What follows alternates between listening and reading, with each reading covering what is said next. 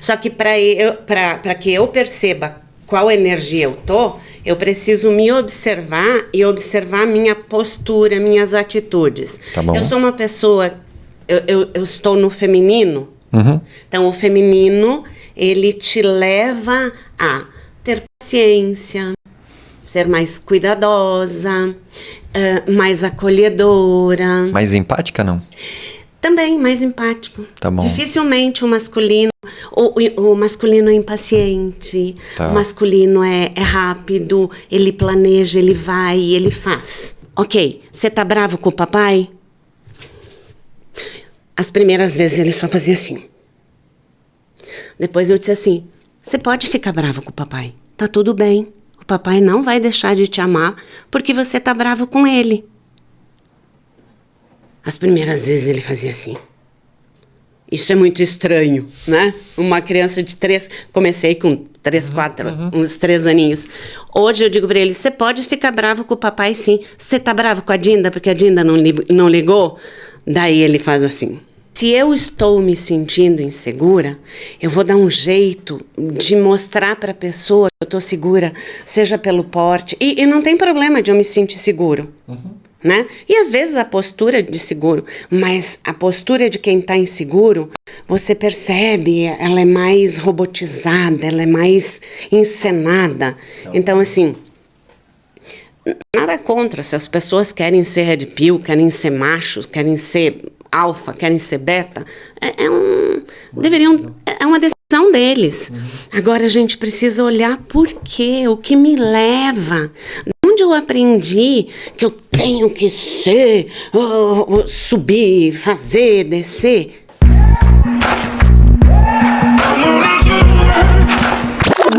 Fala galera, sejam muito bem-vindos a mais um episódio do Tarja Preta São Silvestre Podcast, onde você vai encontrar histórias reais com pessoas reais. E aqui a gente fala sobre vida, saúde, fala de paternidade também e negócio. E hoje eu estou muito feliz e muito honrado da pessoa que eu estou recebendo aqui, porque desde 2020 ela acompanha e me ajuda. É uma das pessoas que mais me ajudam nessa jornada, nas jornadas que eu já vivi do Tarja Preta a São Silvestre. Mas eu não tô para falar de mim hoje aqui e eu já vou partir para apresentar a minha convidada, mas antes eu queria pedir para você que tá pelo YouTube, se inscreve no canal. É assim que essa mensagem chega para mais gente, pode chegar para aquela pessoa que está precisando ouvir alguma coisa que a gente vai conversar aqui hoje. E se você estiver pelo Spotify, é só clicar em seguir, porque o movimento também leva essa mensagem mais adiante. Bom, ela é filha do Francisco e da Margarida, irmã da Neuza, da Vilma, do Celso e da Nessi. Ela é psicóloga por profissão. Como eu disse, ela que me ajuda desde 2020. Aí do Tarja Preta São Silvestre, já dando um spoiler aqui, ela se considera uma pessoa comum, em busca do não comum. Curiosa, questionadora, só de leve, assim, nas sessões e tal. E ela vive em busca de justiça e de mudanças. Primeiro no CPF dela, para depois no mundo que ela vive. Ela é palestrante há mais de 25 anos, educadora social. Ela trabalhou por mais de 10 anos na Cracolândia, aqui no centro de São Paulo. Envolvida ali no terceiro setor, atuando direto nas ruas com casas e prostíbulos, moradores de rua, desde crianças, adultos, travestis, garotas de programa e suas famílias. Seja muito bem-vinda, minha querida... Posso chamar de amiga, terapeuta, ajudante, Vera De Carli. Que prazer te ter aqui. Marcelo, é um prazer estar aqui. Nossa, enquanto você estava falando, me veio tantas coisas, passa as memórias, tanto do trabalho quanto da sua evolução, do quanto a gente já caminhou junto. E é um prazer. Prazerzaço. Nossa. O Fernando costuma dizer que aqui, quando a gente grava normalmente aos sábados, né? A gente chora, a gente dá risada, mas é quase uma sessão de terapia. Então hoje, Fê, prepara, eu já te adianto que eu já chorei vindo pra cá, já dei uma emocionada, assim, então acho que parte da minha cota eu já usei. Mas Vera, eu lembrei de um material, enfim, que uma vez você compartilhou comigo, que tinha a ver com energia masculina e energia feminina. E aí eu lembro de uma frase que tinha lá, que era o seguinte: homens com medo em assumir os seus sentimentos são crianças a fingir ser homens. E aí eu queria te perguntar, qual que é essa parada da energia masculina e feminina, que todo mundo, eu já aprendi que tem, mas para quem ainda não olhou para isso, como que funciona essa questão da energia feminina e masculina em todo ser humano? Tá. Parte-se do princípio que todos têm essa energia, porque eu sou 50% meu pai e 50% da minha mãe. Tá bom. Sendo 50% do meu pai, eu tenho 50% de energia feminina e 150%... desculpa, 50%. Às vezes 150. Às vezes 150 de energia masculina. Olha o inconsciente aqui falando. E depois eu falo por que é às vezes o 150 masculino. Mas é 50% masculino e 50% feminino. Todos nós temos. Algumas vezes nós vamos usar mais a energia masculina e outras mais a feminina. E aí depende de criação, de situação, de cultura, de lugares, de experiências, de vida, de traumas, de acontecimentos na vida da pessoa. Tá, entendi. Me ajuda a enxergar um exemplo. Por exemplo, eu reflito muito, a gente conversa muito sobre a educação ali que eu busco trazer para o Joca e para o Samuca. Eles estão quase completando 10 anos. E aí quando eu olho para fora, para o mundo, eu vejo uma polaridade muito grande, né? Aquele masculino lá, o macho alfa voltando e tal. E aí quando eu olho do Tarja Preta São Silvestre, vulnerabilidade, né? A gente vai até o oposto lá da Brené Brown e tudo mais. E aí eu vejo essa polaridade cada vez mais forte, os tais dos Red Pills voltando ou aparecendo, enfim. Como que essa energia feminina aparece nos homens e como que essa energia masculina aparece nas mulheres de forma mais, assim, sabe? Tipo, desproporcional, assim, na tua visão. A gente traz do ponto de vista que, um exemplo, as mulheres precisaram... a energia masculina, ela não é ruim se você usa ela no lugar certo. Tá bom. Então, no trabalho, a energia masculina é aquela que vai, é aquela que faz, é aquela que planeja, é aquela que olha lá na frente. Tá bom. É aquela que te leva. Então, ela é super importante. A energia feminina é a energia mais do acolhimento, do fazer, do servir, do acolher. Porém, as mulheres na história, elas precisaram ficar independentes. Nessa independência, elas tiveram que usar mais a energia masculina. Usando a energia masculina, elas afastaram ou empurraram esses homens para a energia feminina. Tá bom.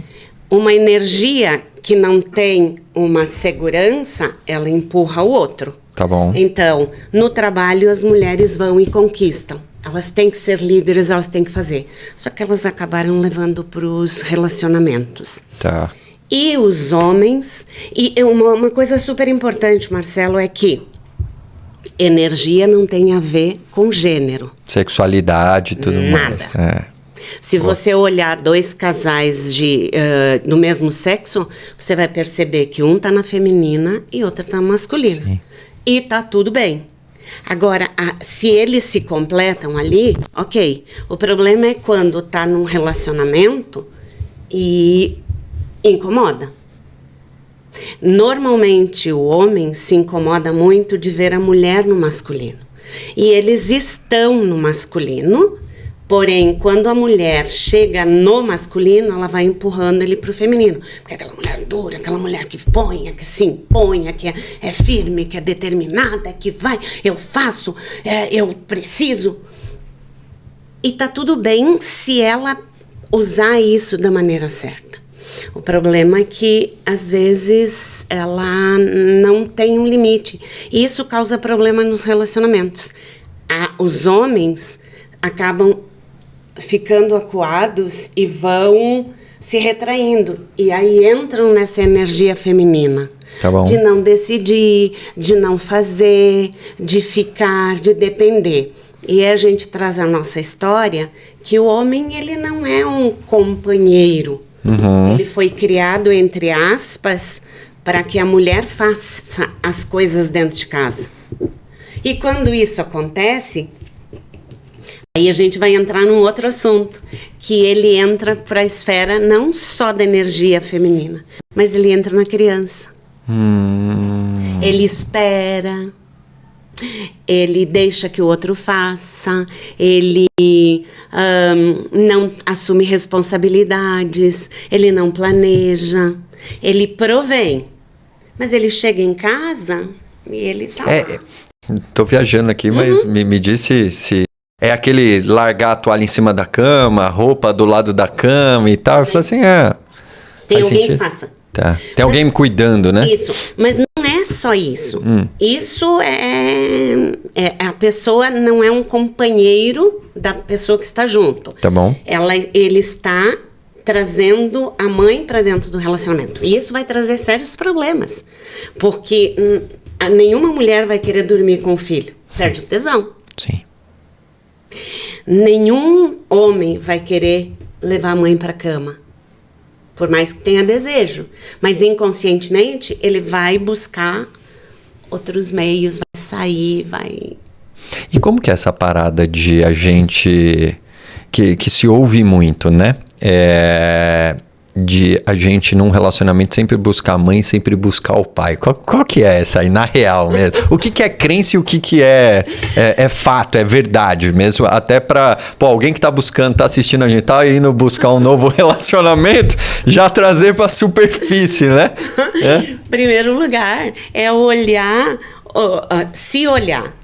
Tudo parte do princípio que nada é do outro, tudo é meu. Tá. Se você olhar do Tarja Preta São Silvestre, uma pessoa vai interpretar de um jeito, Sim. a outra do outro. Por quê? É o que está dentro de nós. Então, quando eu busco uma pessoa, o que eu estou buscando naquela outra pessoa? O que falta em mim? Normalmente isso. Que eu acho e que não está errado eu querer completar. Tá bom. Mas o problema é quando eu jogo a responsabilidade para outra pessoa suprir aquilo que falta em mim. E o outro não tem que suprir o que falta em mim. Eu sou responsável. Tá, então se eu tô com uma energia desequilibrada, que a gente tava falando, eu tô mais na energia feminina, automaticamente eu vou buscar um relacionamento do meu oposto. Energia masculina. Sim. Exatamente. Só que para que eu perceba qual energia eu tô, eu preciso me observar e observar minha postura, minhas atitudes. Tá bom. Eu sou uma pessoa, eu estou no feminino, então o feminino, ele te leva a ter paciência, ser mais cuidadosa, mais acolhedora. Mais empática, não? Também mais empático. Tá bom. Dificilmente o masculino, o masculino é impaciente, Tá. o masculino é rápido, ele planeja, ele vai, ele faz. É uma viagem. O masculino vai lá e ele faz. O feminino, na viagem, o que vai fazer? O que vai acontecer durante o dia, o que vai levar, a roupa, a comidinha, o hotel, aquelas coisas assim que as pessoas dizem, mas isso é frescura. Normalmente o homem diz, mas que saco, que frescura, né? E não, na realidade não é, são as polaridades que se completam. Quando os dois estão na sua polaridade, o relacionamento flui de forma tranquila. E aí quando você viveu por muito tempo numa energia, num polo. Vou pegar o meu exemplo aqui, que é o oposto. Tá falando pra eu desconectar aí da energia que eu tô. Calma, que eu faço isso já com frequência. Vamos usar abrindo um pouco aqui, eu acredito que eu vivi em alguns bons momentos da minha vida em um bom momento na energia feminina isso, como a gente falou, não tem a ver com sexualidade e tal. Isso. Beleza. Só que aí, de repente, eu começo a trazer para a superfície, seja por terapia, seja por evento de imersão, de desenvolvimento pessoal, de coach, o que você quiser. E aí eu falo, cara, agora eu tô percebendo, ou mesmo sem perceber, eu passo a agir de forma diferente. E aí eu encontro, por exemplo, alguém, um relacionamento que tá numa energia parecida com a minha. Funciona quando as duas pessoas estão na mesma polaridade, por exemplo? Como é que é isso? Dá pau? Dá briga. Tá. Mas dá pau quando estão só no masculino, que é mais confrontador? Não, quando estão no feminino. Ou quando estão os dois no feminino quando também? Os dois estão no feminino também. Dá. Interessante. Mas dificilmente dois femininos vão ficar por muito tempo junto. Tá. Porque não dá muita liga. Tá bom. Então, sempre as polaridades, elas se juntam. Mas vai dar briga. Porque um vai querer que o outro faça e o outro vai querer que um tome uma postura. E é muito louco, porque até quando a gente, pelo menos eu de fora, quando eu tô convivendo com algum, sei lá, com algum casal que é do mesmo sexo, você consegue perceber quem tá na energia feminina e masculina, né? E eu não tô dizendo de vestimento, não tô dizendo de nada. É a voz, é a forma de tratar a outra pessoa, não é? Eu falei, cara, depois que eu aprendi isso, eu falei, mano, é muito louco. Você consegue e é muito rápido. Você bateu o olho, porque a energia masculina, pra gente identificar em nós. Tá. Então, tem algumas posturas. Eu gosto da postura da academia. Você vai na academia, você vê quem está no masculino, porque eles estão assim. É o peito. Fazendo pose, estufando o peito. É o peito. A energia masculina, ela tá aqui, no ombro. Tá bom. É a parte de cima do corpo, porque é o carregar nas costas, é o carregar o peso. A energia feminina, se a gente olhar, ela vem da cintura para baixo. Se a gente trouxer para a mulher agora, sexo feminino, mulher, que é o quadril, a mobilidade, a barriga crescendo, o parto, a habilidade, a mobilidade do nascimento de um bebê. Olha o que é o nascimento de um bebê e essa flexibilidade. E depois a mulher volta, entre aspas, ao normal.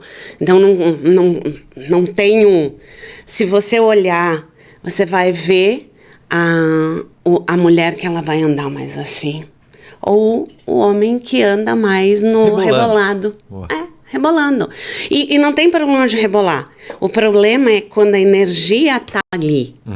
E aí, essa é o físico. Tá bom. Né? No físico, mas na postura, você vai ver aquele homem que faz a pergunta assim: ai, amor, onde nós vamos almoçar? O que você acha de a gente fazer isso? O que você acha de fazer aquilo? Essa é a energia feminina. E quando o masculino faz isso, ele sobrecarrega o feminino. E aí o feminino normalmente diz assim: ai, já tô cansada de ter que decidir. Ah, mas ele não decide mesmo, eu decido. Tá bom, então nós vamos no restaurante tal, nós vamos fazer coisa tal, nós vamos... E ela se posiciona. Boa. Só que sobrecarrega.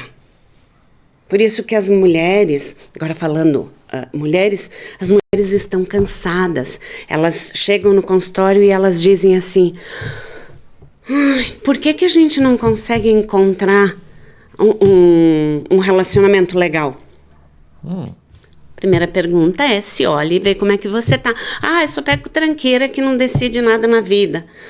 Não quer nada da vida. Não quer nada da vida. Aí tem que ver se ele tá no feminino, tá bom, ou se ele tá na criança ainda esperando que a mamãe e o papai tomem uma postura. A mesma coisa a mulher, né? Às vezes ela tá esperando que você fez a pergunta antes, como identificar no relacionamento. Às vezes eu fico esperando que o masculino tome uma postura. E o masculino está no feminino, ele não vai tomar uma postura, ele vai esperar que você... E a mulher está na ânsia de querer um relacionamento, ela vai lá e diz: ah, eu não tenho vergonha não, eu vou lá e faço, eu convido. E tá tudo bem, mas ela tem que sustentar depois essa decisão, porque lá na frente vai ter um peso para isso. Isso não tem a ver com a vontade dela. Ela pode ter, deve ter vontade, deve se expressar tá? Mas aqui a gente tá falando um pouco mais à frente, porque tem um monte de clichê, de tabu sobre isso. Fala, não, agora é a questão de espaço e tal. Mas acho que a gente tá indo muito mais profundo na questão da energia, da polaridade, né? Da natureza de cada um. Faz sentido? Sim, faz muito. Porque não tem problema nenhum a mulher ou o homem querer um relacionamento. Muito pelo contrário. Nós não fomos feitos para viver isolados. Nós somos feitos para ter relacionamentos. Salvo que algumas pessoas não gostam, não querem, e tá tudo bem. Mas o natural é a gente ter esse desejo de ter uma companhia, de compartilhar, de trazer momentos, fazer memórias, criar situações para viver com alguém.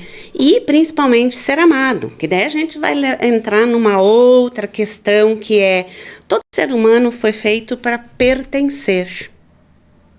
E se ele não se sente pertencente a alguém ou a algum lugar, ele se sente deslocado.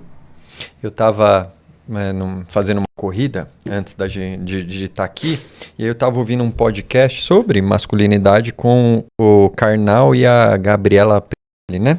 E aí em algum momento eles falando sobre como que a gente foi educado e tal, e aí ela no papel feminino dizendo, pô, nós mulheres fomos educadas na linha de a gente tem que se fazer de difícil, a gente tem que falar não, e aí mesmo eu querendo, às vezes, fazer sexo com aquele homem, por exemplo, a mulher tem que ir lá e falar não, não, não, tem que negar mesmo com o desejo querendo. Já do lado do homem, foram educados de, você tem que ultrapassar esse não, porque ela vai se fazer de difícil, você tem que ter pegada, você tem que ser firme e tudo mais. E aí, o quanto que a gente gera de conflito nisso, que era o papo ali daquela parte, porque aí eu olho até para os meus filhos, eu falo, cara, imagina trazendo isso para a realidade e falando assim, pô, elas vão falar não para vocês, vocês têm que ultrapassar esse não. Do mesmo lado, se eu tivesse menina, virar para elas e falar assim, olha, você tem que falar não, não, não, até ele quase cansar. Eu falo, cara, que maluco. E isso é estressante. Sim. É muito estressante. E gera conflito. Muito, porque aí tem algumas pessoas que não entendem até onde vai o não. Limite, né? Porque não é não. Sim. E aí onde entra a minha privacidade de realmente não quero. Por isso que eu particularmente penso assim, ó, se eu quero, por que eu não posso dizer que eu quero? Porque se eu não quero, eu não posso dizer, olha, eu não quero. Até para nós homens, imagina um homem, a gente foi educado, eu vou dizer assim, pô, hoje eu não quero fazer sexo, por exemplo. Por um homem que dizer isso? Meu Deus do céu, né? É como... Não, eu quero dormir. Você já... Tô com dor de cabeça.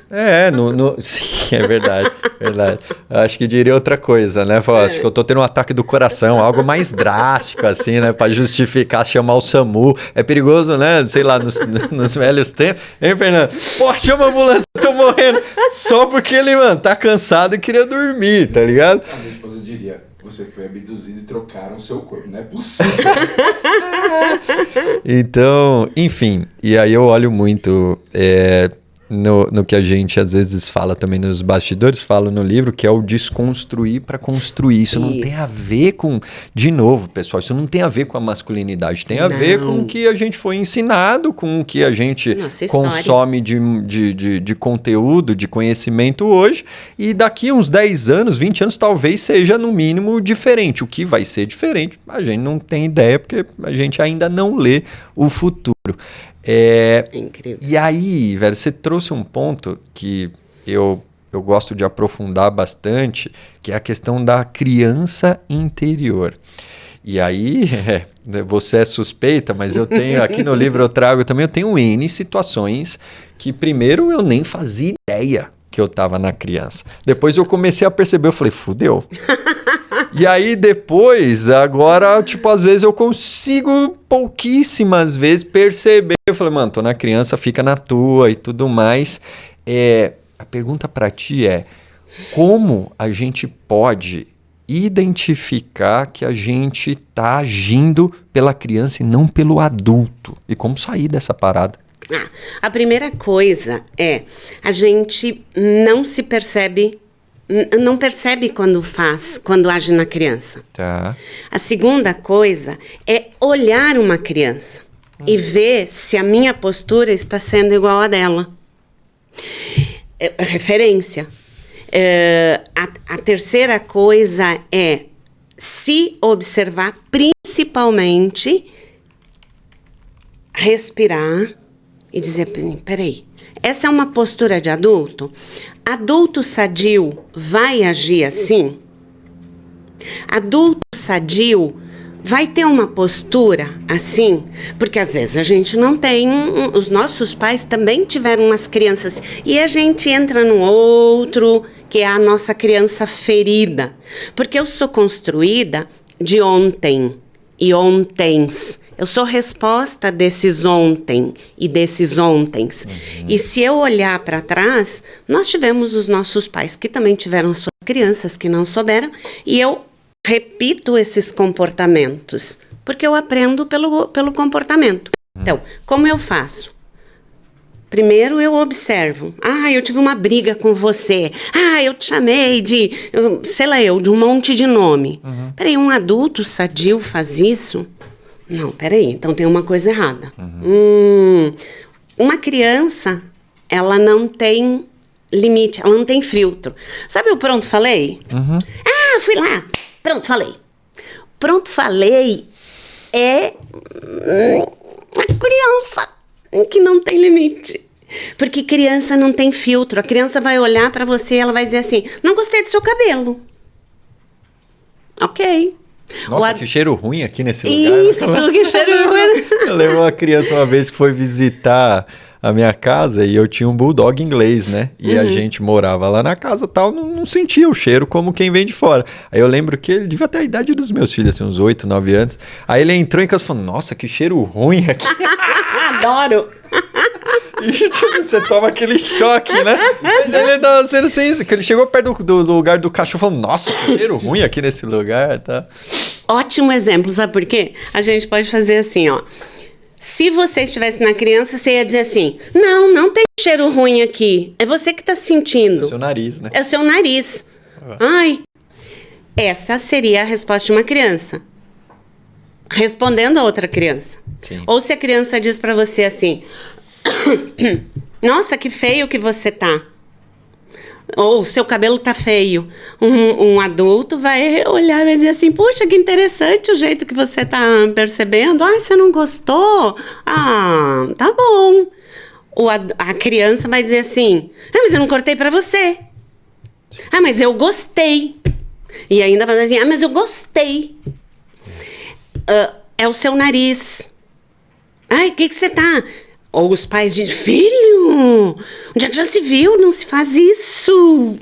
E brinca, né? E aí nós vamos ver lá, e depois chegar na terapia, lá fala, não sei porquê, né? Eu não enfrento tal coisa, eu me fecho e tal. Aí passa-se, sei lá, X anos de terapia, falando, nossa, eu lembro uma vez que meu pai ou minha mãe me falou tal coisa e me podou, né? Sei lá. Sim, tem muito disso.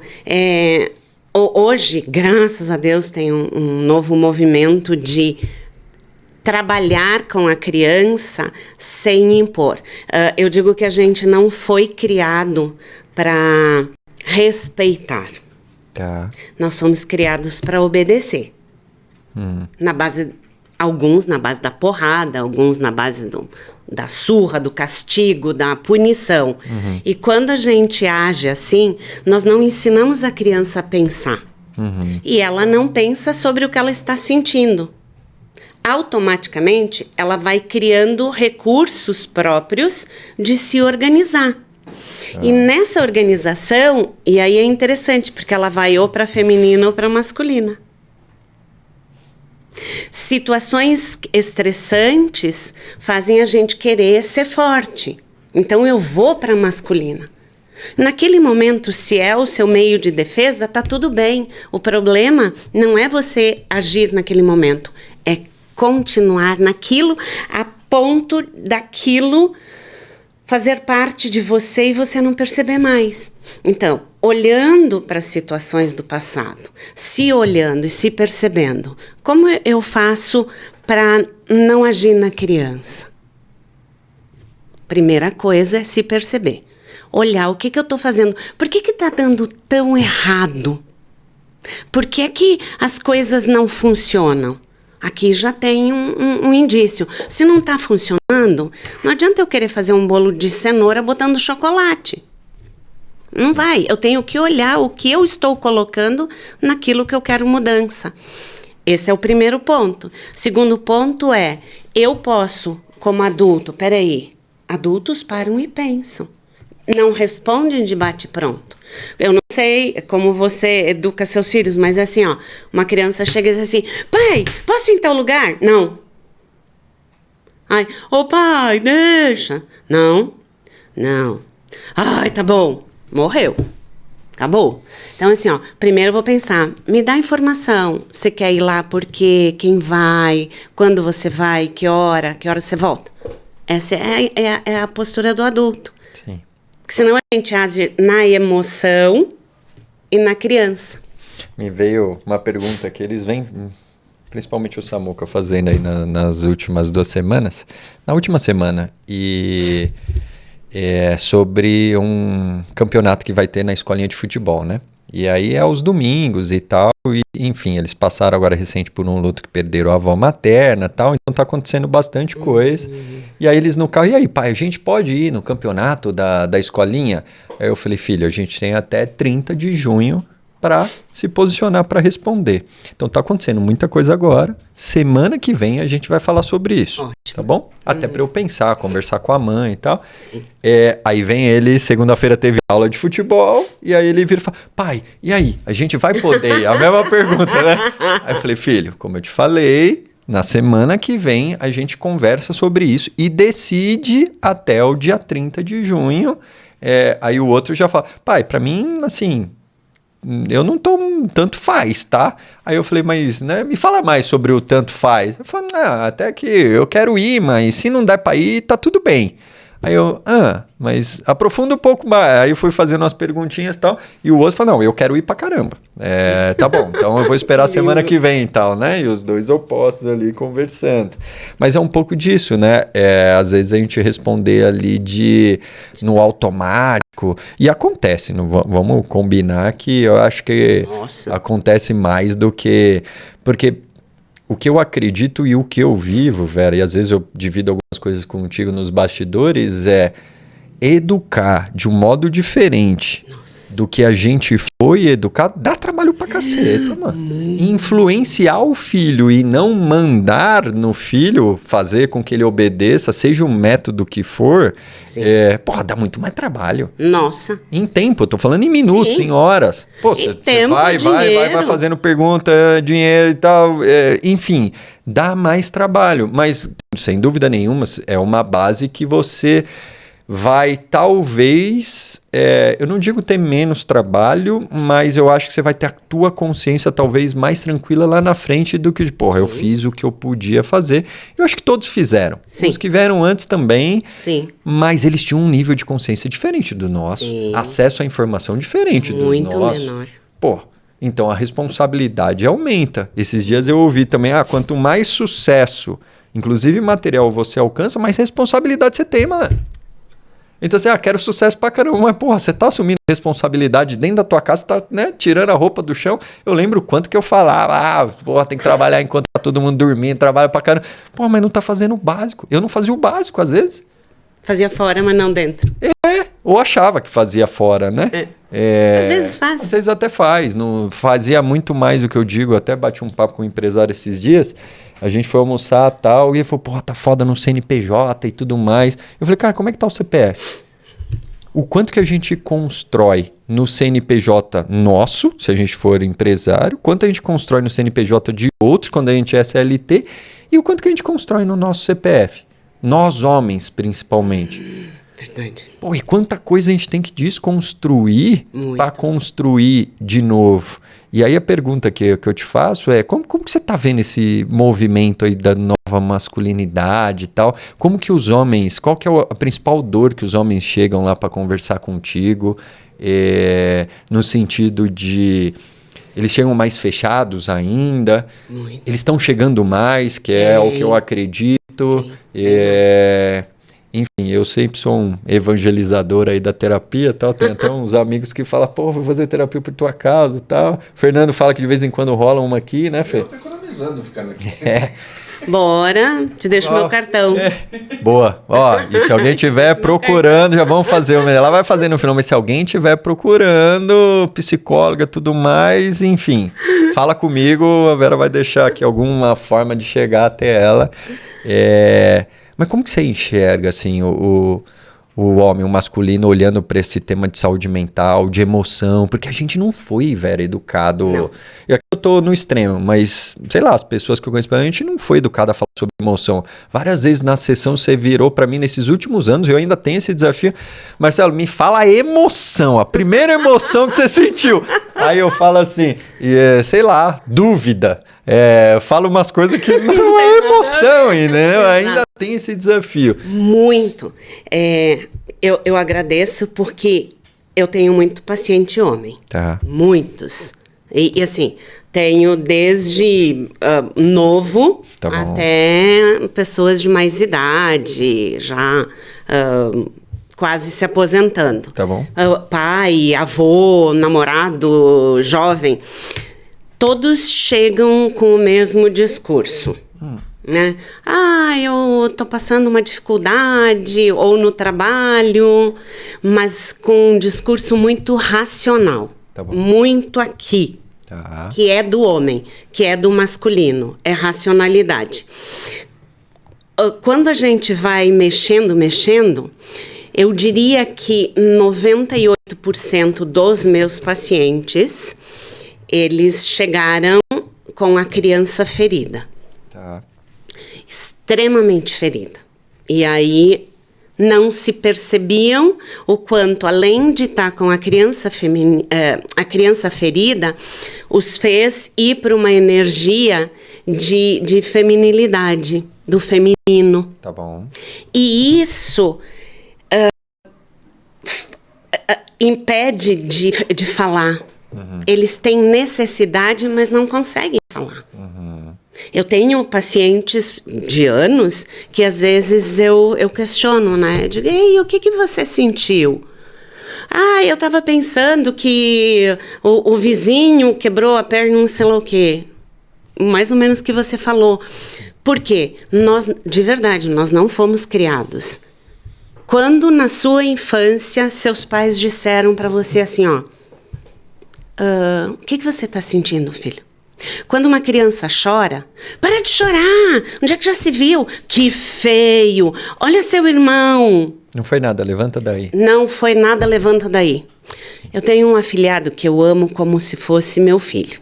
Ele é um presente na minha vida, que eu aprendo com ele imensamente. Benício é o amor da minha vida. E ele agora está com 5 anos.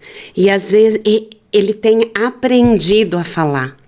Então tem situações que ele tá lá chorando, não sei lá o quê. Eu não quero falar com a Dinda. E ele fala, eu não quero falar com a Dinda. Eu quero falar do meu papai.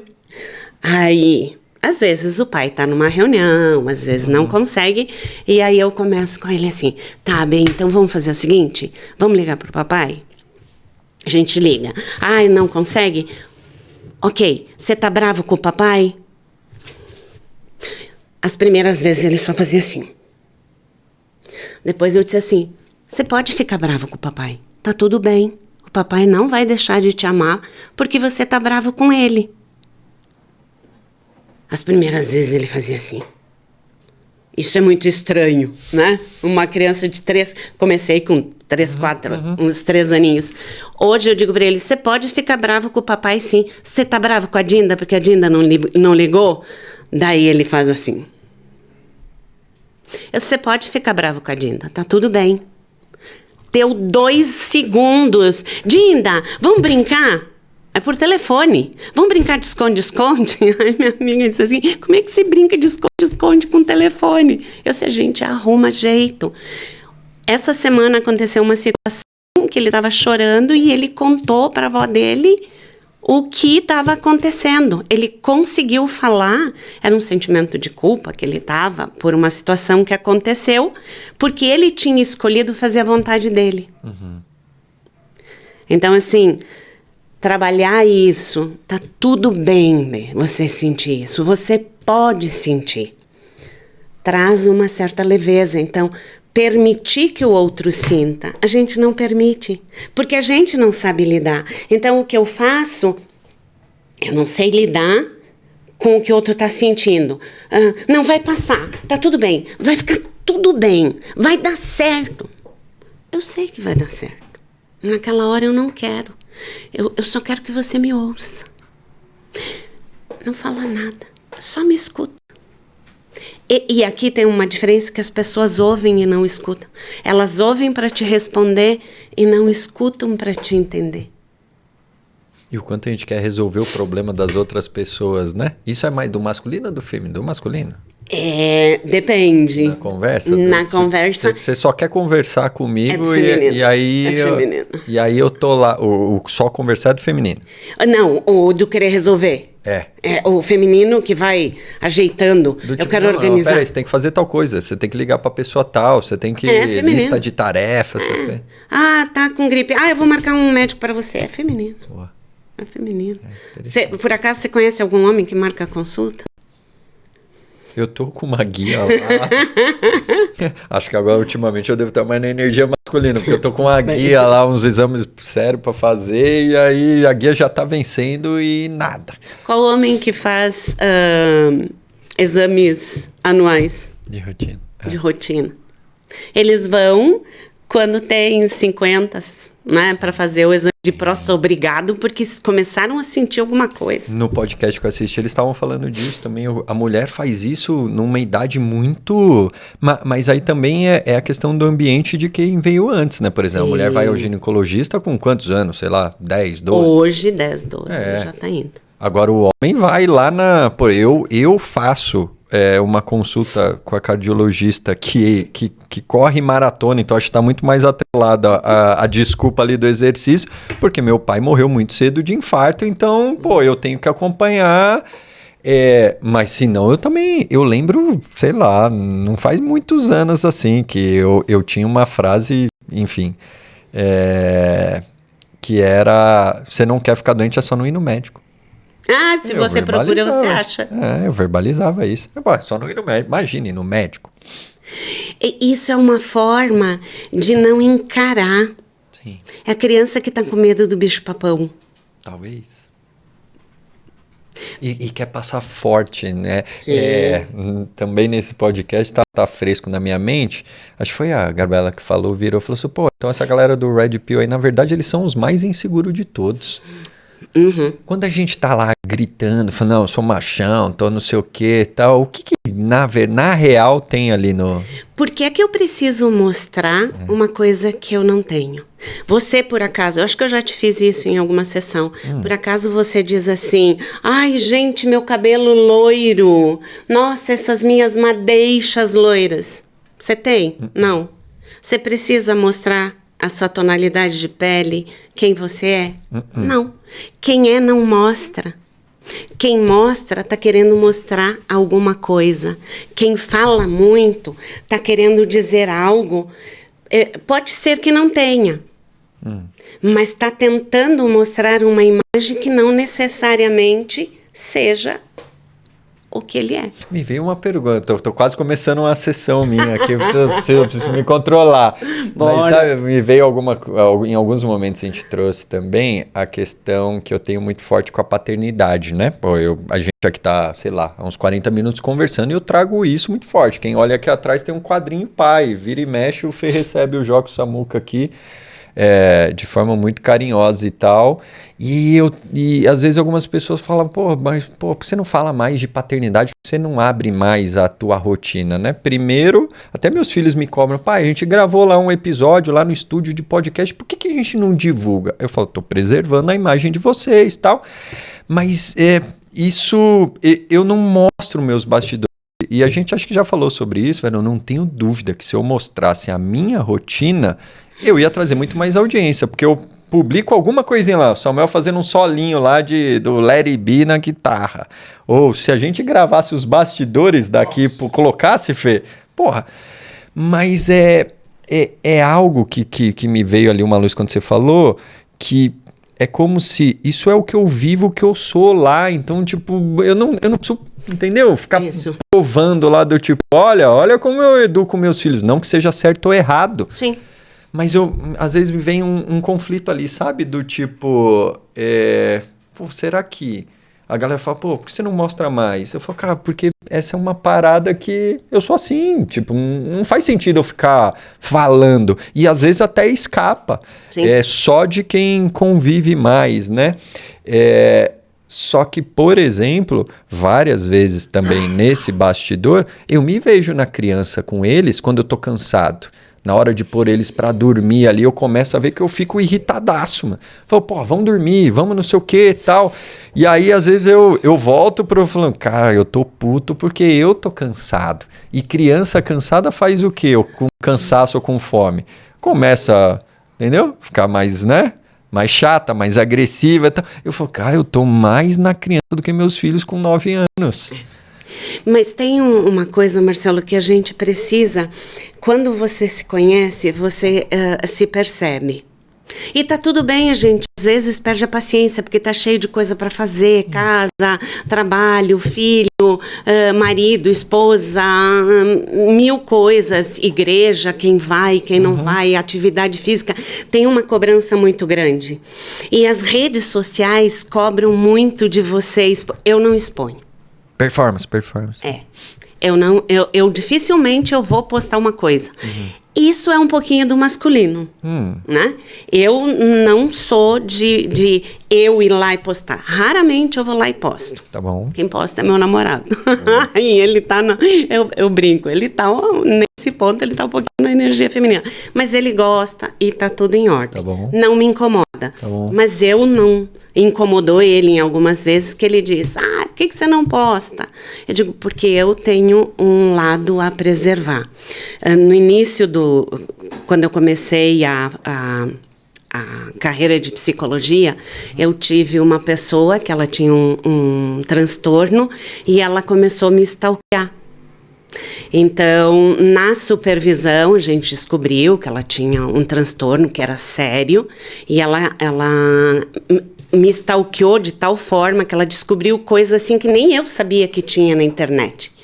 E a minha supervisora, na época, ela foi muito sábia. Ela disse, Vera, manda mensagem para essas pessoas restringirem. E você fecha tudo. E daí, claro, foi trabalhado em sessão de terapia com essa pessoa, mas a partir dali eu me tornei uma pessoa mais reservada. Então, assim, eu não tenho nada a esconder, mas as informações dizem onde eu estou, aonde eu vou. E uma pessoa que tem um transtorno, a gente tem que ter muito cuidado. Eu não sei onde ela vai me esperar, o que ela vai buscar, o que tem, as alucinações. E ela era uma pessoa que tinha alucinações, assim, muito fortes, muito sérias, né? E ela não aceitava ser tratada com medicação. Ela não admitia que ela tinha um transtorno e que ela precisava de uma medicação. E ela alucinava, assim, homericamente. Então, nesse ponto. Agora, voltando ao Red Pill. Por que um homem precisa mostrar que ele é másculo? Por quê? Eu que faço as perguntas. Tô em sessão de terapia, né? Lembra? Eu tô em sessão de terapia. No mínimo 50 minutinhos, né, Fernanda? Eu tenho uma lista, né, senhora? Eu tenho uma lista aqui das perguntas que eu sempre quis fazer. Brincadeira. Tudo que eu não tenho dentro, eu coloco fora. Fale mais sobre isso. Se eu tô segura por dentro, eu vou agir naturalmente, de uma forma muito segura. Tá bom. Se eu estou me sentindo insegura, eu vou dar um jeito de mostrar para a pessoa que eu estou segura, seja pelo porte. E não tem problema de eu me sentir seguro, né? E às vezes a postura de seguro, mas a postura de quem está inseguro, você percebe, ela é mais robotizada, ela é mais encenada. Então, assim, nada contra, se as pessoas querem ser red pill, querem ser macho, querem ser alfa, querem ser beta, é uma decisão deles. Agora a gente precisa olhar por quê, o que me leva, de onde eu aprendi que eu tenho que ser, subir, fazer, descer. Tá tudo bem, mas desde que eu saiba por que eu vou, se eu tenho o objetivo de trabalhar minha insegurança, ótimo, vai e faz. Vai se conhecer. Vá para o meio do mato, fique consigo, volte e coloque em prática. Vá para cursos. Ah, mas as pessoas não vão para cursos. Ok, então vejam um podcast, por favor, assistam esse. De preferência, passem bastante. Bota no grupo da família. Passa o link. A primeira coisa sempre é voltado para mim.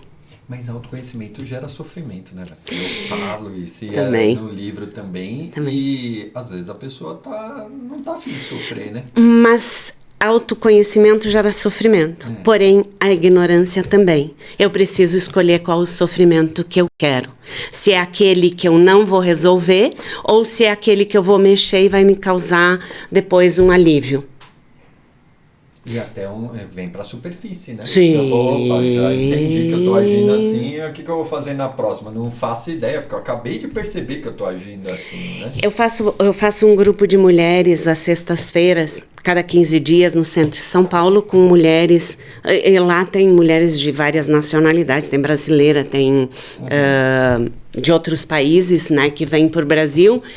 E num exercício que eu fiz com elas, uma delas me disse assim: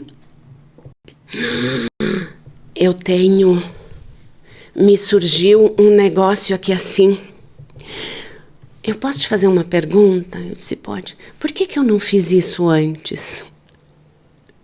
Porque eu tô sentindo aqui assim, ela não conseguia nem falar. Ela vem de uma cultura, a história dela é incrível de superação, mas ela estava sempre assim.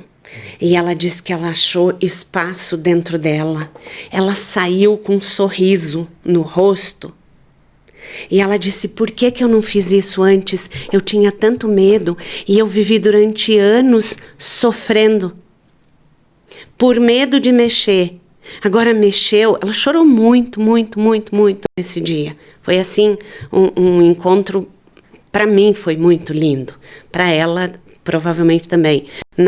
No encontro seguinte, ela estava de cabelo diferente, ela estava de aparência diferente, um sorriso diferente. Eu olhei para ela e disse assim, ai gente, que privilégio é participar disso.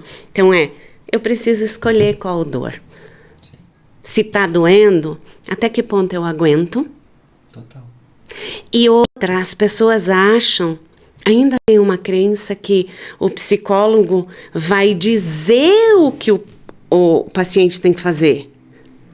E a gente não diz, a gente mostra o que ele está fazendo e ele decide se ele quer continuar ou não.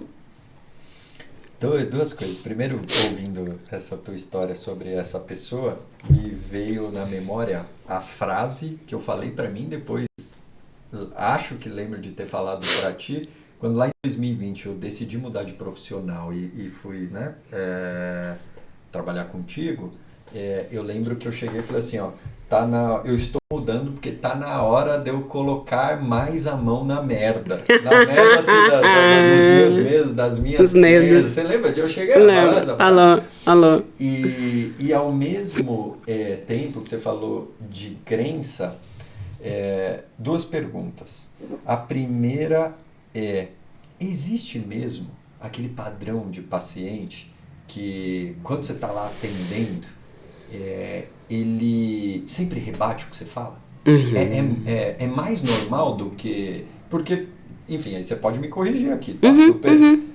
Eu acho que dificilmente eu tive esse papel já. E aí eu falo, pô, será que eu tinha, né? Aí eu me questiono, será que eu tinha que ter mais? Será que eu não tinha que ter mais? O que isso significa? E aí eu já faço minha autoterapia, sei lá, né? Isso é meu. Mas existe mesmo essa galera? É um existe. Número maior ou menor? Menor. Para mim é menor. Tá. Para mim é menor. Isso foi diminuindo na linha do tempo? Foi. No início, principalmente os homens, eles vêm e são mais questionadores. Mais racionais. Então, assim, por que aconteceu isso? Aquela história que a gente vê às vezes na TV, sessões de terapia lá, aquele seriado eu curto pra caramba e tal, que até voltou, acho que agora, mas rola aquilo de falar assim, eu não venho mais aqui. Tipo, eu não vou mais. Dificilmente.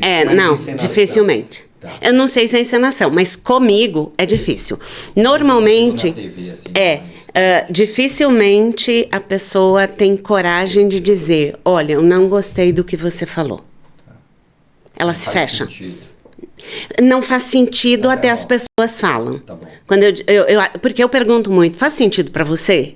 Né? Às vezes a pessoa diz, não, isso não faz. Você fez um essa semana. Né? É verdade. É verdade. Mas e aí, você tá bem com isso? Não, para mim não, tá de boa. Se não faz sentido, tá tudo bem. Às vezes, não faz sentido, pode ser uma fuga. E naquele momento a pessoa não está aguentando. E aí, às vezes, na sessão seguinte, a pessoa diz, nossa, lembra que você me falou que eu disse que não fazia sentido? Durante a semana eu percebi, fez todo sentido na minha história. Então, a gente precisa olhar. Alguns deixam a terapia porque não conseguiram ver aquilo que os machucava. Mas dificilmente eles vão ter coragem de dizer, olha, Vera, eu não gostei do que você falou, ou o que você falou me machucou, ou o que você falou causou isso. Ou as pessoas às vezes fazem retaliações porque estão acostumadas. Nós viemos de uma educação na base da coerção. Não faz, você vai estar de castigo. Ou ficar de burro. O silêncio, às vezes os pais usam a lei do silêncio com os filhos. Já resolveu a situação e os pais estão lá, agindo na criança. Então, olhando para tudo isso, eu vejo que eu tenho pacientes que são questionadores, porque ainda não conseguem olhar para suas emoções. E qual que é a principal crença, principalmente dos homens, que chegam lá sobre terapia? Porque eu arrisco dizer que é menos, eu vejo pelos homens que eu convivo e tal, a gente está indo mais para terapia, Sim. Muito mais, acho que vai ainda mais, por exemplo, a geração dos meus filhos, eles já fazem terapia, então para eles é super normal e depois da deles, com certeza. Mas qual que é a principal crença? Porque a gente chega, sei lá, meio assustado, né, aquela coisa meio, o que eu vou falar aqui, né, deixa eu preparar um PowerPoint aqui, né, para a sessão, e aí quando a gente chega, qual que é a primeira crença, assim, que a gente como homem desconstrói? Eu acho que a primeira fala é, eu não sei o que vai acontecer, eu não tenho controle. Então, a primeira crença é que você vai mandar eles, ou neles, dizer o que eles têm que fazer. Quando eles começam a observar que você não vai, na realidade eles querem que você diga, mas eles agem para que você não diga. Então, é dual, né? E é difícil, porque a pessoa diz, olha, eu não sei nem como começar. E aos pouquinhos, aí eles vão, gente, eu tenho manejo, vai falando. Tem uns que já chegam falando, e tá tudo bem. Então, assim, não existe um padrão. Mas a crença é do julgamento. Eu vou ser julgado. Então, eu vou falar só o que você quer ouvir. Aliás, eu vou falar o que eu acho que ela quer ouvir. Eu vou mostrar quem eu quero que ela me veja para que ela me aceite e veja que eu sou bonzinho e que o errado é o outro. Essa é a primeira crença. Quando as pessoas começam a olhar assim, que o problema não é o outro, eu sou o meu problema. Então vai, tipo assim... E o julgamento, né? Esse julgamento de... ela vai dizer que está certo ou errado. Eu não trabalho com certo e errado em questão de emoção. É o que você sente e ponto. E de verdade, se tem uma coisa que eu acho que eu posso me orgulhar é desse... Eu não olho e digo assim, nossa, o Marcelo pensou isso. Não. E a gente precisa desconstruir. Se o psicólogo faz isso, ele precisa levar para supervisão, porque é conteúdo dele. Então, quando o paciente traz o conteúdo dele, a gente tem que fazer essa separação, é dele. Claro que vai ter conteúdo do outro que vai me bater, mas aí eu tenho a minha terapia para trabalhar o meu conteúdo. Total. E como que vocês trabalham? Essa é uma curiosidade, né? Nunca te perguntei isso. Mas, pô, você sabe que, mano, a resposta é essa, assim. Você fala assim, nossa, mas não é possível que a gente não tá enxergando. Como é que vocês trabalham para, além das perguntas, tem algo mais? Você fala assim, não é possível. Se eu falasse isso aqui para ele e tal. Eu sei que tem um momento certo, que a gente tem que chegar e tal. Mas como que vocês lidam com isso, assim? Tem... Muito diazepam. Que chapina. Muita já preta. Você fala assim, o São Silvestre dele tá ali. Não. Mas não é possível que o Marcelo, em todos esses anos, ainda não enxergou isso, né? Então, tem coisas que me lembram uma situação que é o casulo da borboleta. A borboleta precisa passar por todo o processo de sair do casulo por ela mesma. E se alguém for lá e ajudar... Agora é a hora que eu me seguro de falar assim, o que eu ainda não enxerguei que facilitaria. Agora seria a hora, Fernando. Tá gravando, então... Tô me segurando aqui. Não vou fazer essa pergunta e tal. Vou fazer uma outra. Agora eu vou pro papel aqui mais... de perguntador na pegada mais psicologia e sei lá, enfim, qualquer linha que a gente quiser seguir. Às vezes sim, às vezes não, eu trago um quadro aqui que eu chamo de café com movimento. E se você tivesse, vamos pegar São Paulo, andando no Ibirapuera, você vai dar um passeio, fazer uma caminhada no Ibirapuera, para ir tomar um café ali, em algum cafezinho ali dentro do Parque do Ibirapuera, e esse café e essa caminhada com esse café de destino seria com alguém do teu passado. Com quem que você tomaria esse café e por quê? Caramba, essa é uma pergunta... É uma pergunta de vingança, tá? Não, mas é uma pergunta de terapia. É uma pergunta de terapia. Você daria um bom terapeuta. Eu sentaria com a minha mãe. Sentaria com ela. Porque, acaba emocionando, né? A gente tem uma história que me fez entrar daí na questão da energia. Quando minha mãe morreu, eu tinha 17 para 18 anos. Eu ainda era uma menina, cidade de interior, pequenininha. Foi uma situação muito complicada, muito estressante, onde eu acabei me sentindo culpada por uma situação que não tinha nada a ver comigo. E eu gostaria de ter dito muitas coisas para ela, porque eu fui uma criança que desde pequenininha eu sempre fui muito questionadora. Fazia perguntas para ela que eu penso assim, gente, se eu fosse minha mãe, eu estaria doida. Como criança, eu não sei como é que ela me respondia. Porque sempre eu fiz muitas perguntas, muitas. E eu sentaria com ela para dizer tá tudo bem, que a escolha dela foi as decisões que ela tomou, foi o que ela pôde, foi o que ela conseguiu, foi o que ela deu conta, diante da história que ela teve. Toda a situação, e eu queria dizer que a educação dela foi a melhor que ela pôde dar.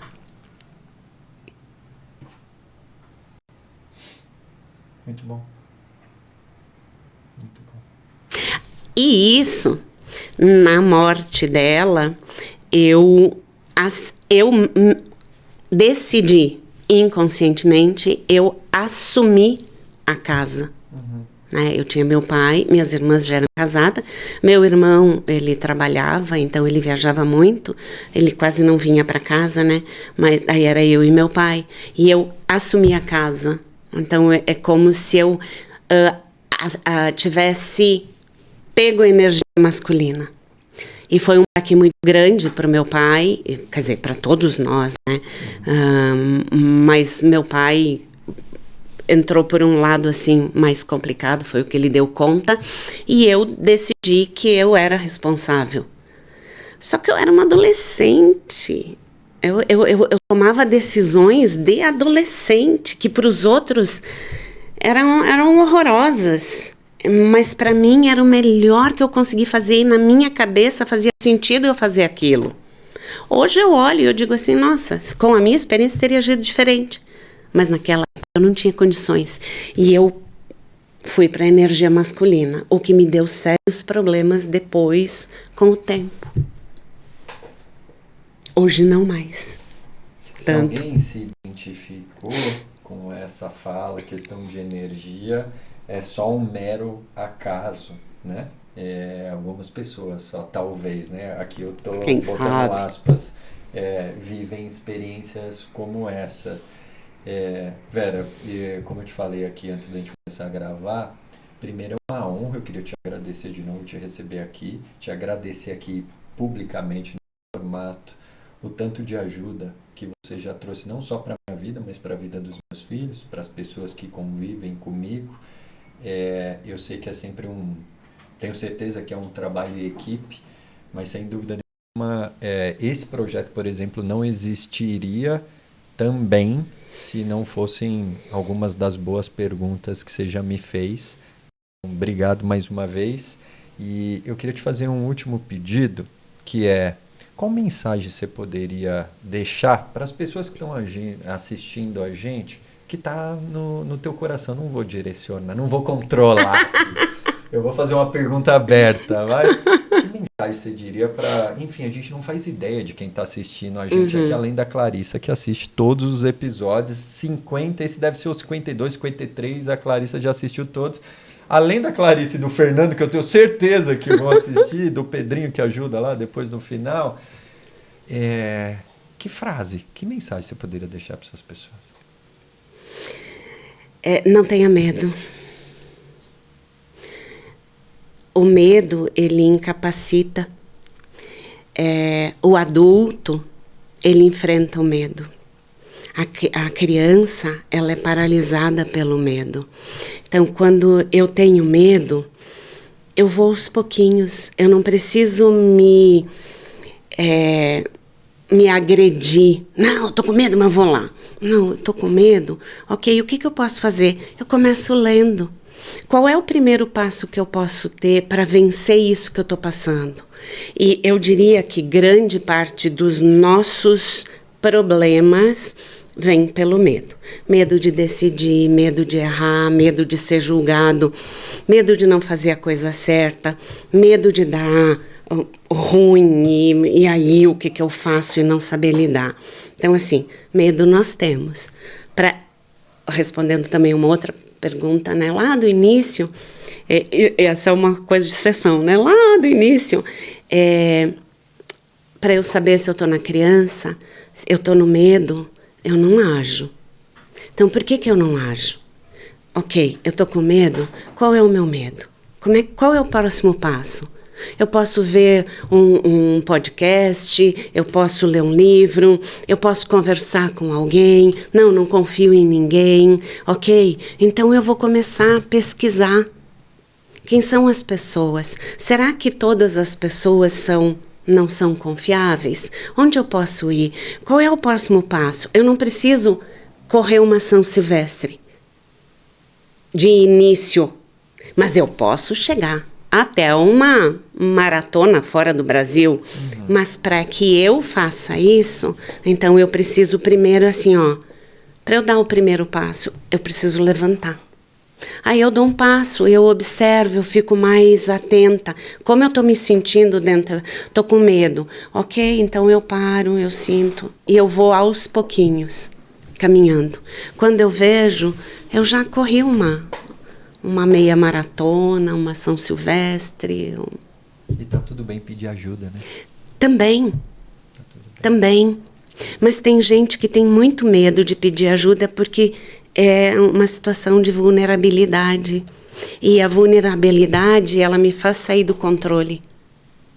E o controle é uma falsa sensação. A gente não tem controle de nada. Mas a gente tenta controlar tudo. E todos.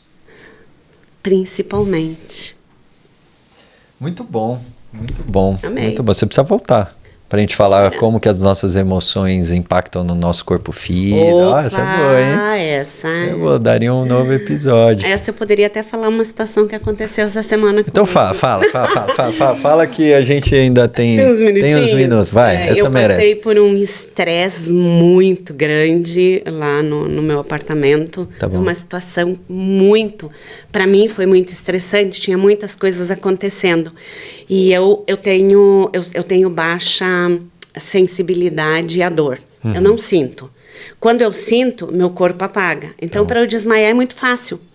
Porque o que você sente de dor, quando eu começar a sentir o que você sentiu, Já. é porque já. E aconteceu isso. Eu passei por uma situação que só depois eu percebi o quanto foi estressante. E aí, final de semana, começou a me dar febre, dor no corpo. Eu pensei, puxa, acho que eu vou gripar. Mas eu não tinha sintoma nenhum de gripe. Só dor no corpo e febre bem alta. E eu comecei, o que está acontecendo? E eu não... Aí, tomar um Simigripe, dar um remedinho aqui e ali. Segunda de manhã, levantei, fui tomar banho e desmaiei. Literalmente. Meu Deus. Desmaiei. E eu estava sozinha em casa. Desmaiei. Quando eu me percebi, eu não conseguia sair do banheiro. E aí eu disse, e agora? E eu estava dentro do chuveiro, né? Deu tempo de eu... Quando eu me percebi assim, nossa, eu tô ficando tonta e tal, desliguei o chuveiro, acordei no chão. Eu disse, gente, o que tá acontecendo?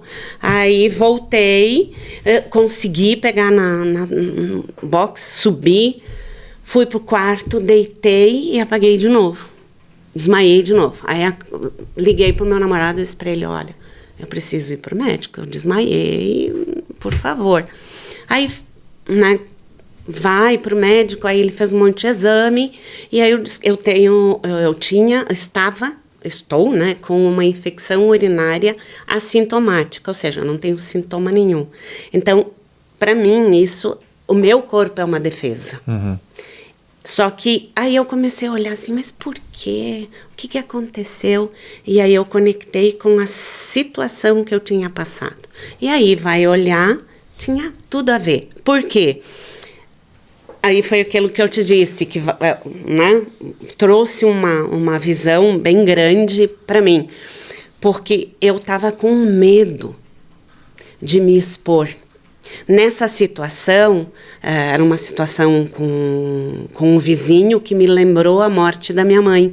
Então, lá eu não queria ser indelicada, eu não queria expor a pessoa, eu não conseguia, só que eu não estava conseguindo dormir, eu não estava conseguindo trabalhar, porque era muito barulho dentro do meu apartamento, e eu tinha falado para a síndica e não estava.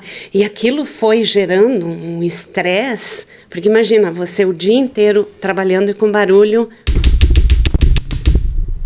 Imagina. É que nem pingar.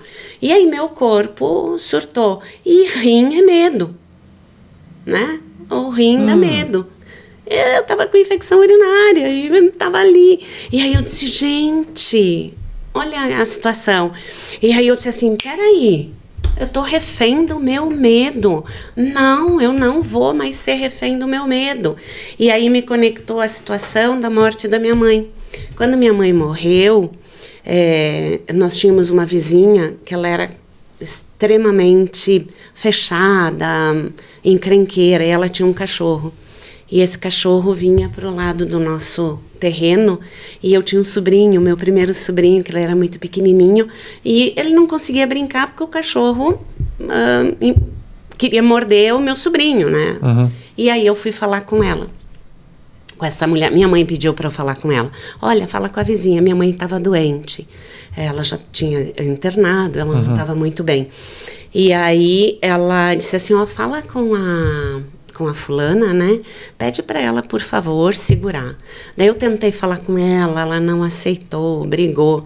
E aí, à tarde, eu estava com a minha mãe sentada, esperando o filho dela passar. O filho dela passou. E aí a mãe disse assim, fala com ele, pede para ela. Aí eu saí.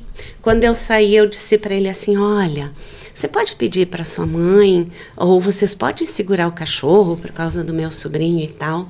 E nisso a mulher saiu na sacada, na varanda da casa e começou a falar um monte de palavrões para mim.